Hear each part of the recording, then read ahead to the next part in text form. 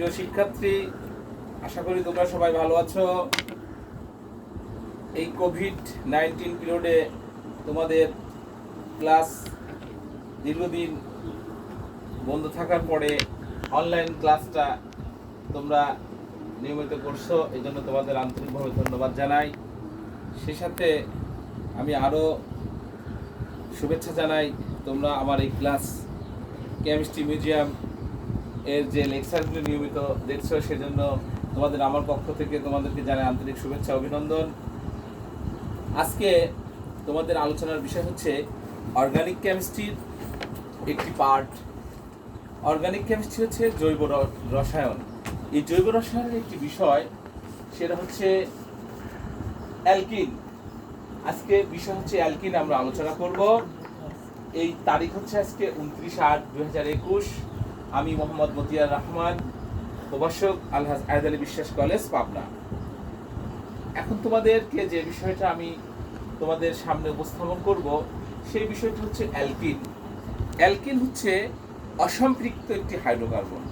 আমরা যদি হাইড্রোকার্বনকে চিনতে পারি, হাইড্রোকার্বন আসলেও হাইড্রোকার্বন, আমরা যদি হাইড্রোকার্বনকে চিনি, তাহলে হাইড্রোকার্বন হচ্ছে কার্বন ও হাইড্রোজেন দ্বারা গঠিত যৌগকে আমরা কি বলবো? হাইড্রোকার্বন বলবো। মানে কার্বন ও হাইড্রোজেন দ্বারা গঠিত যৌগকে আমরা কি বলবো? হাইড্রোকার্বন বলবো। যেমন আমরা যদি দেখি মিথেন, এই CH4, এই মিথেনের ভিতরে আছে কি? কার্বন এবং হাইড্রোজেন।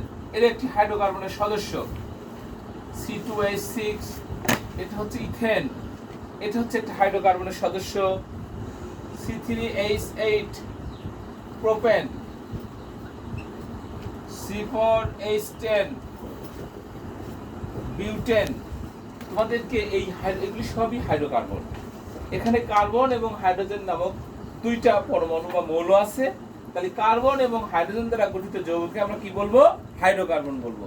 এখন আমাদের বিষয় হচ্ছে হাইড্রোকার্বনের সদস্য যদি আমরা দেখি, তাহলে CH4, তোমরা দেখো এখানে কার্বন আছে এবং হাইড্রোজেন আছে। ইথেনের ভিতরে C2H6, এখানে কার্বন 2টা, হাইড্রোজেন 6টা। C3H8, এখানে কার্বন 3টা, হাইড্রোজেন 8টা। C4H10, এখানে কার্বন হচ্ছে 4টা, হাইড্রোজেন হচ্ছে 10টা। এই সবই কিন্তু হাইড্রোকার্বন। কারণ এই হাইড্রোকার্বন ভিতরে কার্বন এবং হাইড্রোজেন নামক দুইটা পরমাণু থাকে। তাহলে আমরা হাইড্রোকার্বন চিনে ফেলেছি। তোমরা বুঝেছো যে কার্বন ও হাইড্রোজেন দ্বারা গঠিত যৌগকে আমরা কি বলবো? হাইড্রোকার্বন বলবো। এখন আমরা দেখব এই হাইড্রোকার্বন কয় প্রকার। হাইড্রোকার্বন হচ্ছে 2 প্রকার, তোমরা মনে রাখবা। একটা হচ্ছে হাইড্রোকার্বন হচ্ছে 2 প্রকার। হাইড্রোকার্বন হচ্ছে 2 প্রকার। হাইড্রোকার্বন হচ্ছে 2 প্রকার। প্রিয় শিক্ষার্থী, আমার এই হাইড্রোকার্বন এক নম্বর হচ্ছে সম্পৃক্ত হাইড্রোকার্বন, আর 2 নম্বর হচ্ছে অসম্পৃক্ত হাইড্রোকার্বন। এই সম্পৃক্ত হাইড্রোকার্বন আর একটা হচ্ছে অসম্পৃক্ত হাইড্রোকার্বন। এই সম্পৃক্ত হাইড্রোকার্বন হচ্ছে কার্বন কার্বন একক বন্ধন থাকে। যে হাইড্রোকার্বন অণুতে কার্বন কার্বন একক বন্ধন থাকবে সেটা হচ্ছে সম্পৃক্ত হাইড্রোকার্বন। আর যে হাইড্রোকার্বন অণুতে কার্বন কার্বন দ্বিবন্ধন বা ত্রিবন্ধন থাকবে, ডাবল বন্ড থাকবে বা ট্রিপল বন্ড থাকবে, সেটা হচ্ছে কি? অসম্পৃক্ত হাইড্রোকার্বন। হাইড্রোকার্বন হচ্ছে তোমার মানে কার্বন ও হাইড্রোজেনের যৌগ। এই কার্বন ও হাইড্রোজেনের যৌগ যে যৌগগুলি সেগুলো 2 প্রকার। একটা হচ্ছে সম্পৃক্ত, একটা হচ্ছে স্যাচুরেটেড হাইড্রোকার্বন, আর একটা হচ্ছে অসম্পৃক্ত, একটা হচ্ছে আনস্যাচুরেটেড হাইড্রোকার্বন। ইংরেজিটাও তোমাদেরকে শিখতে হবে। তোমরা বইতে দেখবো পাশে লেখা থাকে স্যাচুরেটেড হাইড্রোকার্বন। স্যাচুরেটেড মিন্স সম্পৃক্ত, যেখানে which carbon would present and carbon single bond will also present, that is called saturated hydrocarbon. যেমন ইথেন, তোমরা দেখো ইথেন, এখানে দেখো ইথেনের ভিতরে কার্বন কার্বন সিঙ্গেল বন্ড আছে, মানে কার্বন কার্বন একক বন্ড থাকে। এটা হচ্ছে সম্পৃক্ত হাইড্রোকার্বন। সম্পৃক্ত হাইড্রোকার্বনে কার্বন কার্বন একক বন্ধন থাকে, সেটা আমরা ইথেনের ক্ষেত্রে দেখলাম বন্ধুরা। আজকে ইথেনের ভিতরে দেখলাম তোমার C2H6, ইথেনে কার্বন কার্বন একক বন্ড থাকে। আর অসম্পৃক্ত হাইড্রোকার্বন হচ্ছে কার্বন কার্বন থাকে হচ্ছে ডাবল বন্ড বা ট্রিপল বন্ড থাকে। এই ডাবল বন্ড থাকে, সেটা হচ্ছে 1 নম্বর সদস্য মনে করো ইথিন। ইথিন, এখানে দেখো ইথিনের ক্ষেত্রে কার্বন কার্বন ডাবল বন্ড থাকে। ইথিন বা ইথিলিন, ইথিনের অপর নাম ইথিলিন। ইথিলিন আর একটা হচ্ছে ইথাইন, C2H2। তোমরা দেখো এখানে ইথাইনের ভিতরে কার্বন কার্বন ট্রিপল বন্ড আছে, ইথাইন। তাহলে তোমরা শিখে ফেলেছো হাইড্রোকার্বন দুই প্রকার, একটা হচ্ছে সম্পৃক্ত স্যাচুরেটেড হাইড্রোকার্বন, আর একটা হচ্ছে অসম্পৃক্ত আনস্যাচুরেটেড হাইড্রোকার্বন। স্যাচুরেটেড হাইড্রোকার্বন মানে সম্পৃক্ত হাইড্রোকার্বনে কার্বন কার্বন একক বন্ড থাকে বা সিঙ্গেল বন্ড থাকে, যেমন কি ইথেন। ইথেনে দেখো এই কার্বনের সঙ্গে এই কার্বনটার একটা কি থাকে, সিঙ্গেল বন্ড, একক বন্ড দ্বারা যুক্ত হয়েছে। এরপরে দেখো তোমরা অসম্পৃক্ত হাইড্রোকার্বন ইথিন বা ইথিলিন, এখানে দেখো কার্বন কার্বন ডাবল বন্ড রয়েছে, আর এখানে ইথিলিন বা ইথিলিন অফ ডাবল বন্ড, আর আছে ইথাইন, এই যে ইথাইন C2H2, এখানে কার্বন কার্বন ট্রিপল বন্ড রয়েছে বা ত্রিবন্ধন রয়েছে। যাই হোক, এটা তোমাদেরকে আমি বুঝিয়ে দিলাম যে আগে হাইড্রোকার্বন চিনাবো, চিনার পর হাইড্রোকার্বনের একটা সদস্য যার নাম হচ্ছে অ্যালকিন। অ্যালকিন আজকে আমি তোমাদেরকে সুন্দর করে বুঝিয়ে দিব, তোমরা খুব মনোযোগ সহকারে এই অ্যালকিন সম্পর্কে তোমরা জানবা। এবং অ্যালকিনটা হচ্ছে আনস্যাচুরেটেড একটা হাইড্রোকার্বন। আমরা যদি অ্যালকিনের কথা চিন্তা করি, তোমাদের যে বিষয়টা আমার আজকে টপিকস অ্যালকিন, এই CnH2n, অ্যালকিনের সাধারণ সংকেত হচ্ছে CnH2n। তোমরা মনোযোগ দিয়ে শোনো, CnH2n মানে হচ্ছে অ্যালকিন, অ্যালকিনের সাধারণ সংকেত হচ্ছে CnH2n। অ্যালকিন হচ্ছে একটি অসম্পৃক্ত হাইড্রোকার্বন, একটি অসম্পৃক্ত হাইড্রোকার্বন। এখন তোমাকে বুঝতে হবে এই অ্যালকিনের ভিতরে এখন n সমান যদি তুমি এখানে 2 বসিয়ে দাও, তাহলে C2 2 into 2, তাহলে C2H4 পাওয়া যায়। দেখো এই তাহলে পেয়ে গেলে তুমি কি ইথিন বা ইথিলিন। এই ইথিন বা ইথিলিন পেয়ে গেলে এটা হচ্ছে তোমার অসম্পৃক্ত হাইড্রোকার্বনের অ্যালকিনের প্রথম সদস্যের নাম হচ্ছে ইথিন বা ইথিলিন। এই ইথিলিনটা হচ্ছে তোমার এই যে C2H4, এই ইথিলিনটা হচ্ছে তোমার গ্যাসীয় হরমোন তৈরি করতে ব্যবহার করা হয়। এটা খুবই ইম্পর্টেন্ট একটা যৌগ, একটা অর্গানিক কম্পাউন্ড, একটা মানে জৈব যৌগ। এই C2H4, এই C2H4টা দিয়ে গ্যাসীয় হরমোন তৈরি করা হয়। আমরা গ্যাসীয় হরমোনের আছে বিভিন্ন হরমোনের ক্লাসিফিকেশন আছে, সেই গ্যাসীয় হরমোন তৈরি করতে ইথিলিন ব্যবহার করা হয়। তোমরা কাঁচা ফল পাকাতে দেখবা, কাঁচা ফল যেখানে মানে পাকানো হয় সেইখানে কিন্তু ইথিলিন ব্যবহার করা হয়। তাহলে কাঁচা ফল পাকাতে ব্যবহার করা হয় কি, ইথিলিন, এবং গ্যাসীয় হরমোন তৈরি করতে কি ব্যবহার করা হয়, ইথিলিন ব্যবহার করা হয়। তোমরা কিন্তু শিখে গেলে এই ইথিলিন দ্বারা কাঁচা ফল পাকানো হয়, কাঁচা ফল পাকানো হয়, গ্যাসীয় হরমোন তৈরি করা হয়, গ্যাসীয় হরমোন তৈরি করা হয়। এই ইথিলিন দ্বারা পলিথিন তৈরি করা হয়, পলিথিন তৈরি করা হয়। ইথিলিন দ্বারা তোমার ইথিলিন দ্বারা ইথানল তৈরি করা যায়। এই ইথিলিন দ্বারা তোমার হচ্ছে ইথিলিন গ্লাইকোল তৈরি করা যায়, ইথিলিন গ্লাইকোল তৈরি করা যায়, যেটা কলমের কালি তৈরি করতে পারবে। এই ইথিলিন দ্বারা তোমার ইথানোয়িক অ্যাসিডও তৈরি করা যায়।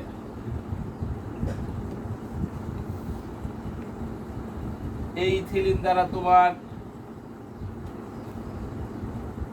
এই যে তোমার ইথিলিনের ব্যবহার, ইথিলিন দ্বারা ফর্মালডিহাইড তৈরি করা যায়, ফর্মালডিহাইড তৈরি করা যায়। এই যে ইথিলিনের বহুবিধ ব্যবহার রয়েছে। আমাদের আজকে যে আলোচনার বিষয়টা হচ্ছে, আমি বলেছিলাম তোমাদেরকে আমরা অ্যালকিন পড়বো। অ্যালকিন হচ্ছে অসম্পৃক্ত একটি হাইড্রোকার্বন যার সাধারণ সংকেত হচ্ছে CnH2n।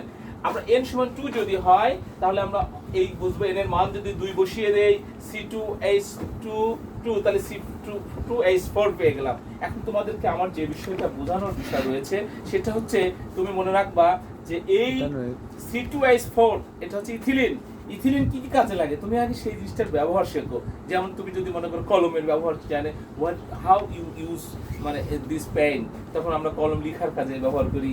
আমরা কলম কি করি, কলম আমরা লিখি, পত্র লিখি, লেটার লিখি, বই পুস্তক প্রশ্ন লিখি, এসব কাজ। ইথিলিনের ব্যবহারটা কি, যদি তুমি জিনিসটার ব্যবহার আগে জানো তাহলে তুমি সব শিখতে পারবা। তাহলে C2H4 কাঁচা ফল পাকাতে ব্যবহার করা হয়, এটা গ্যাসীয় হরমোন তৈরি করতে ব্যবহার করা হয়, পলিথিন তৈরি করা যায়, ইথানল তৈরি করা যায়, ইথিলিন গ্লাইকোল তৈরি করা যায়, ইথানোয়িক অ্যাসিড তৈরি করা যায়, এর থেকে ইথেন তৈরি করা যায়, ইথেন প্রস্তুত করা যায়।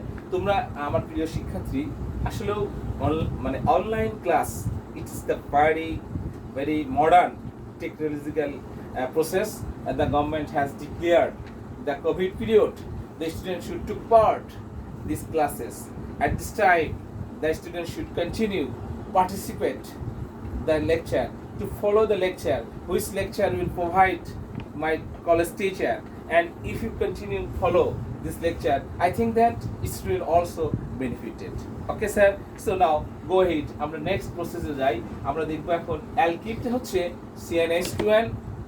এই অ্যালকিন থেকে আমরা এখন শিখব alkyne, how we prepare alkyne, আমরা কিভাবে অ্যালকিনটাকে প্রস্তুত করব। তোমরা একটু দেখে আশ্চর্য হয়ে যাবা যে এত মানুষের মাথার ভিতরে এই যে জ্ঞানটুকু, তোমরা একটু বেসিক শিখে নাও। ইথিন প্রস্তুতি, ইথিন প্রস্তুতি হচ্ছে তোমার খুবই সহজ ইথিন প্রস্তুতি। তোমরা একটু অর্গানিক কেমিস্ট্রির পার্টটা একটু খেয়াল করো। এই C2H5OH এর নাম হচ্ছে ইথানল, এর নাম হচ্ছে ইথানল। এটা হচ্ছে গাঢ় H2SO4 সালফিউরিক অ্যাসিড। তোমরা ইথানলের সংকেতটা ভালো করে শিখে রাখো, C2H5OH আর গাঢ় সালফিউরিক অ্যাসিড। এই ইথানল থেকে গাঢ় সালফিউরিক অ্যাসিড এখনো পানিকে শোষণ করে নেয়।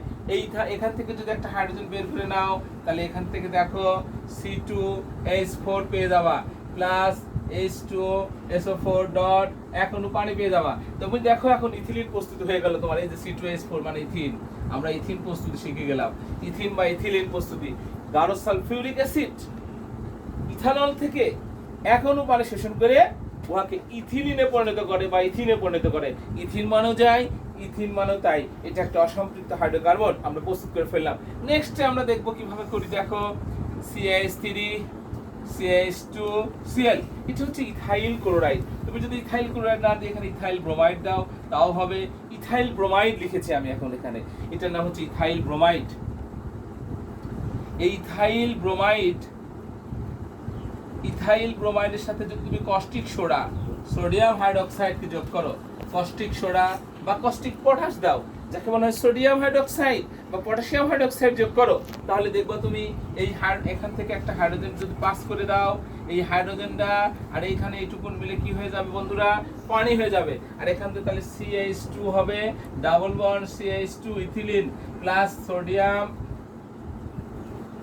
ব্রোমাইড হবে, প্লাস কি H2O হবে। তাহলে আমার প্রস্তুতি কিন্তু ইথিলিন হয়ে গেল, ইথিন। আমি ইথিন প্রস্তুতি তোমাদেরকে শিখিয়ে দিলাম দুই প্রসেসে।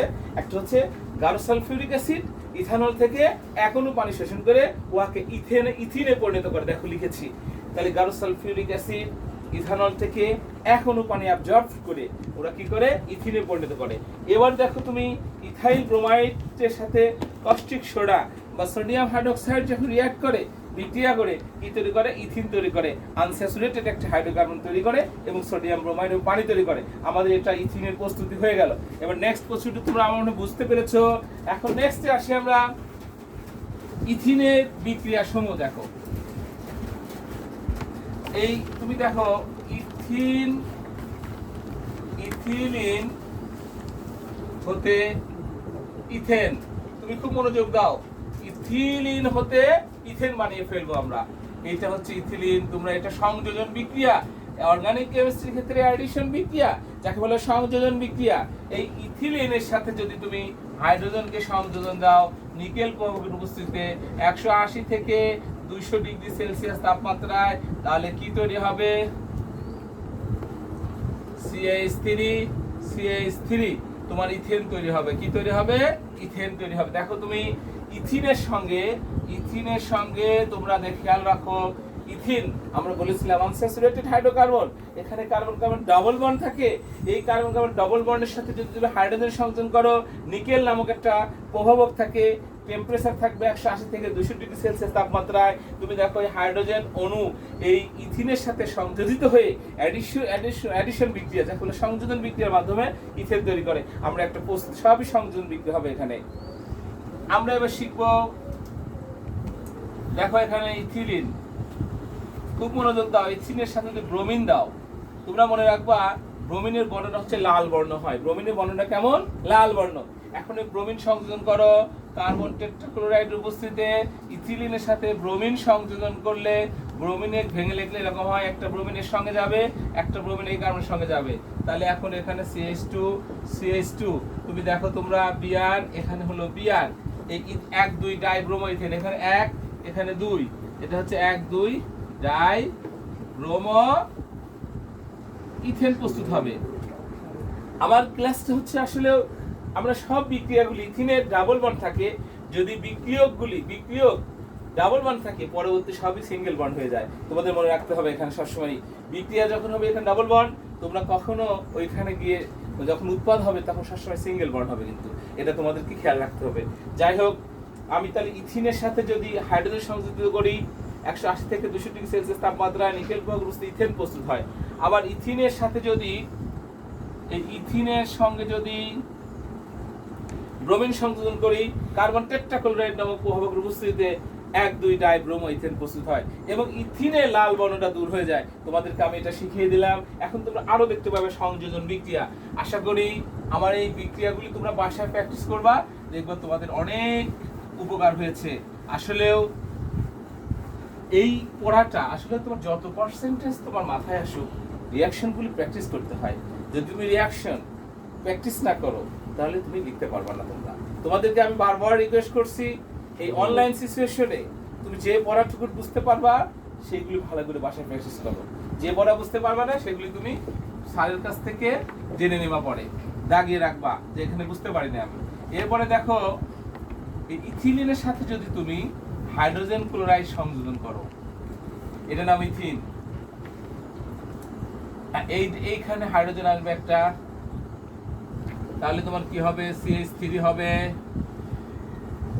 CH2 হবে, Cl হবে, এটার নাম হচ্ছে ইথাইল ক্লোরাইড। আমরা ইথাইল ক্লোরাইড বানিয়ে ফেললাম। ইথিনের সাথে হাইড্রোজেন ক্লোরাইড গ্যাসকে যদি সংযোজন করো তাহলে কি তৈরি হয়? ইথাইল ক্লোরাইড তৈরি হয়। আমি এখান থেকে একটা হাইড্রোজেন এখানে নিয়ে এসে দিয়েছি, আর ডাবল বন্ডটা ভেঙে গেছে, CH3 CH2 আর Cl হয়েছে, এটা হচ্ছে ইথাইল ক্লোরাইড হয়ে গেল। ইথিন থেকে ইথাইল ক্লোরাইড পেয়ে গেলাম। এবার তোমরা দেখো, ইথিলিন কে যদি তুমি দহন করো, অক্সিজেনে দহন করো, পোড়াও, যে কোনো হাইড্রোকার্বন সম্পৃক্ত হোক আর অসম্পৃক্ত হোক, যদি অক্সিজেনে পোড়াও তাহলে সবসময় মনে রাখবো তোমরা আজকে কার্বন ডাই অক্সাইড হবে, পানি হবে আর তাপ শক্তি বের হবে। যাই হোক, এই যে কোনো হাইড্রোকার্বনকে যদি তুমি পোড়াও, এখানে কার্বন ডাই অক্সাইড, পানি আর তাপ শক্তি বের হবে। এটা হচ্ছে একটা ইথিনের সংযোজন বিক্রিয়া, দহন বিক্রিয়া আমরা শিখে ফেললাম।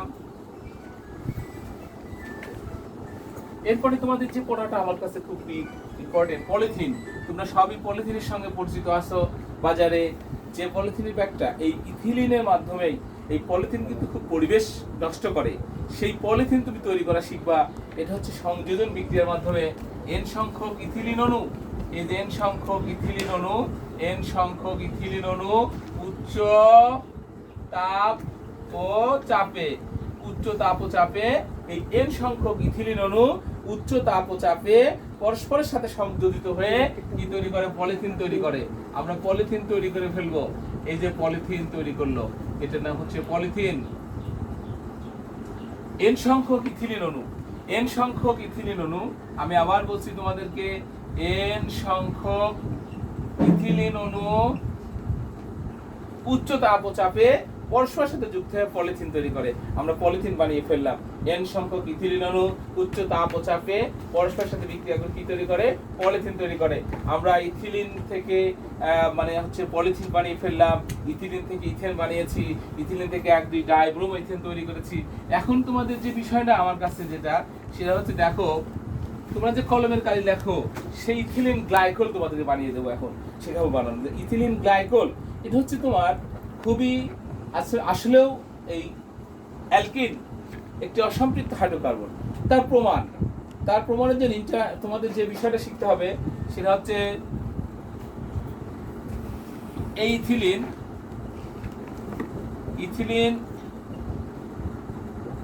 এই ক্ষারকীয় পটাশিয়াম পারম্যাঙ্গানেট দ্বারা KMnO4 প্লাস KOH এইটা থেকে এসেছে। এইটুকুন মনে রাখবা তোমরা, শিক্ষাপ্রিয় শিক্ষার্থীরা, তোমাদের সবচেয়ে যে বিষয়টা মনে রাখতে হবে, এই ইথিলিনটা এই ক্ষারকীয় পটাশিয়াম পারম্যাঙ্গানেট KMnO4 এই ক্ষারকীয় পটাশিয়াম পারম্যাঙ্গানেট দ্বারা ইথিলিন যদি জারিত করা মানে জাইমান অক্সিজেন দেওয়া। এর এখানে দেখো থার্ড ব্র্যাকেট দিয়ে একটা অক্সিজেন দিয়েছি, the oxygen which produced recently that is called জাইমান অক্সিজেন। যে অক্সিজেন এইমাত্র প্রস্তুতকৃত হয়েছে তাকে আমরা জাইমান অক্সিজেন বলবো। এই ইথিলিন ক্ষারকীয় পটাশিয়াম পারম্যাঙ্গানেট জারিত হয়ে কি তৈরি করে? ইথিলিন গ্লাইকোল তৈরি করে। তুমি দেখো এখানে, এই যে এখানে ইথিলিন গ্লাইকোল তৈরি হলো। আমি এখানে ইথিলিন গ্লাইকোল তোমার শিখিয়ে দিলাম। এখানে ওএইচ আর ওএইচ, এটার নাম হচ্ছে ইথিলিন গ্লাইকোল। ইথিলিন গ্লাইকোল, এই ইথিলিন গ্লাইকোল ইথিলিন গ্লাইকোল, কিন্তু তুমি ভুল করো না, এটা হচ্ছে ইথিলিন গ্লাইকোল। ইথিলিন গ্লাইকোল প্রস্তুত হয়। ইথিলিন গ্লাইকোল কিন্তু তুমি দেখো কলমের কালি তৈরি করতে ব্যবহার করা হয়। কলমের কালি তৈরি করতে তোমরা ব্যবহার করবে ইথিলিন গ্লাইকোল। আমরা কিন্তু তোমাদের বলেছিলাম শুরুতেই যে অ্যালকিনটা হচ্ছে আসলে একটা অসম্পৃক্ত হাইড্রোকার্বন। অ্যালকিন একটি অসম্পৃক্ত হাইড্রোকার্বন। আমরা কিন্তু ইথিলিন থেকে পলিথিন বানিয়েছি, ইথিলিন থেকে ইথিলিন গ্লাইকোল বানিয়ে দিলাম। এখন আমরা তোমাদের কাছে যে জিনিসটা শিখিয়ে দেব সেটা হচ্ছে, দেখো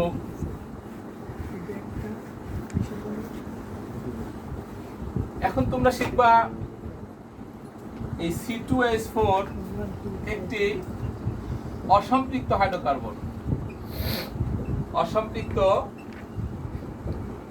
হাইড্রোকার্বন তার প্রমাণ।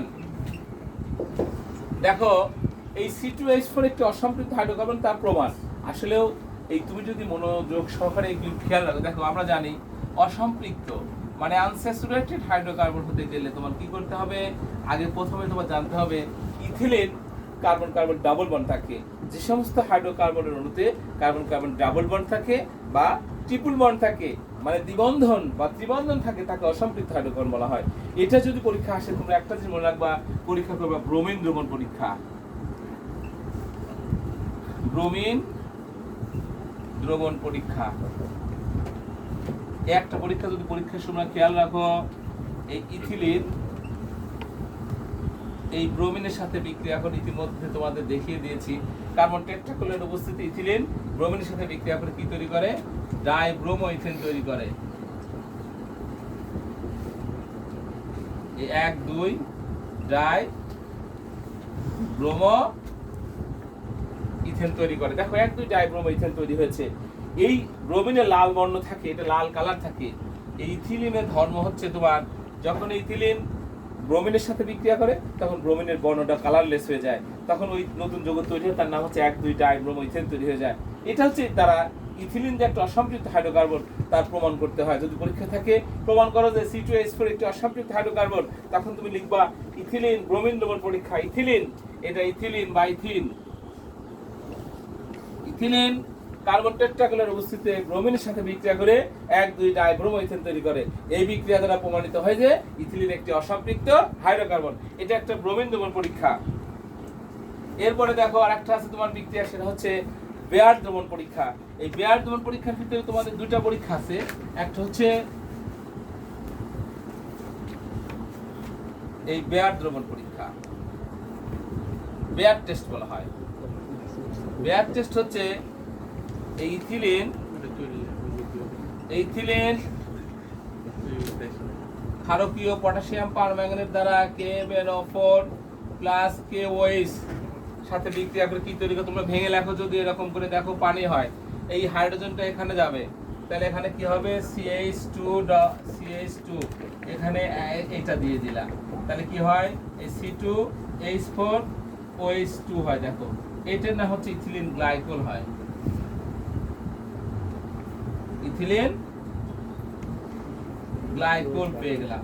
এই ইথিলিন গ্লাইকোল কিন্তু এই দুইটা পরীক্ষা দ্বারা এই C2H4 একটি অসম্পৃক্ত হাইড্রোকার্বন তা আমরা প্রমাণ করে দিতে পারবো। পরীক্ষা যদি আসে C2H4 একটি অসম্পৃক্ত হাইড্রোকার্বন প্রমাণ করো, তখন তুমি লিখবা C2H4 একটি অসম্পৃক্ত হাইড্রোকার্বন, ওটা ব্রোমিনের লাল বর্ণকে বিবর্ণ করে দেয়। আর ইথিলিন কি করে? ক্ষারকীয় পটাশিয়াম পারম্যাঙ্গানেট দ্বারা কি করে? জারিত হয় ইথিলিন গ্লাইকোল তৈরি করে। ইথিলিন গ্লাইকোল এই বিক্রিয়া দ্বারা প্রমাণিত হয় যে ইথিলিন একটি অসম্পৃক্ত হাইড্রোকার্বন। যাই হোক, আমি তোমাদেরকে যে বিষয়টা যে বিষয়টা আমি তোমাদেরকে বলবো সেটা হচ্ছে, দেখো এই C2H4 একটি অসম্পৃক্ত হাইড্রোকার্বনের প্রমাণ হচ্ছে। এই বেয়ার টেস্ট করলাম আর আমরা একটা শিখলাম হচ্ছে অ্যালকিন শিখেছি। এখন তোমাদের দুইটা জিনিস বলি সেটা হচ্ছে অ্যালকিন।